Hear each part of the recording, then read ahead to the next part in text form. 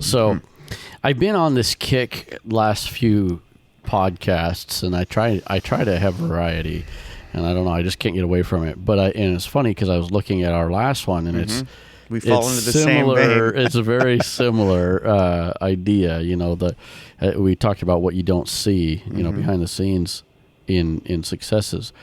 But the premise today with the checklist is basically like success, whatever that definition might be.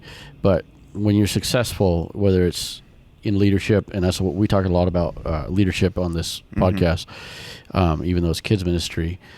But if it's leadership, it's business, it's just your personal growth, or if it's a ministry, this doesn't arrive like in a clap of thunder and a lightning bolt. It doesn't happen overnight. Yeah. And so usually, almost always, it's the result of just persistent, steady, small steps, persistent effort. And so it's accumulation of all those things and being intentional. So these intentional actions, they compound over time. Yes. So now we all, myself included, we like to celebrate the big breakthroughs. Like when you see, you know, like, oh, wow, that was amazing that that person just did that or whatever.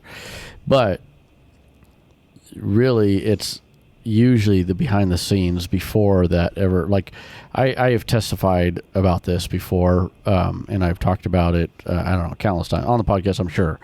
But David and Goliath, that story was the big breakthrough that everybody saw. It was like, whoa. Yeah. You know, even if it was not just on David, if it was like, wow, look what God did through David, but it was a result of these small steps nobody ever saw when he was out in the field singing songs and praying, and you know, so it was still all these. And so that's the premise today. And the checklist, the idea there is that basically we talk a lot about systems and discipline, but the checklist can help you maintain those disciplines, you know?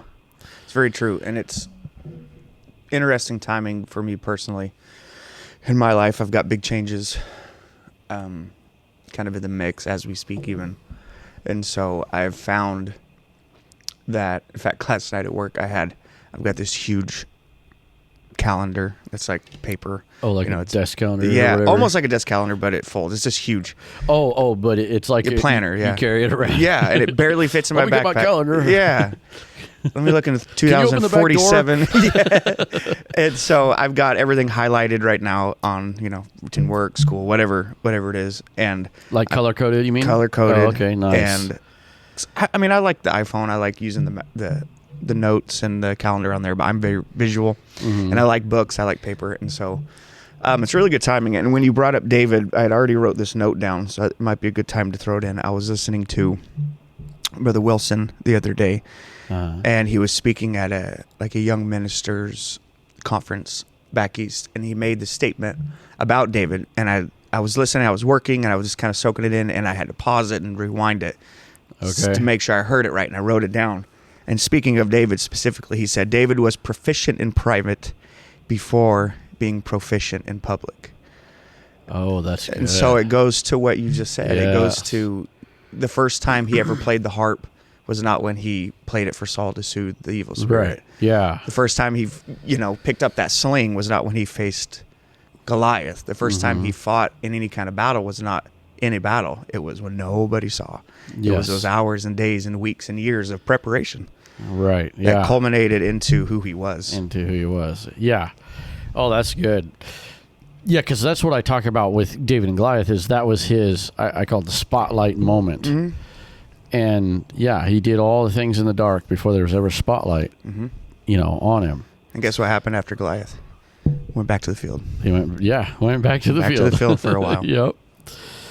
Yes, and that's true too. That can happen too. You can get a big break. Somebody asks you to come speak or something like, here it goes. Yeah. Not necessarily. No.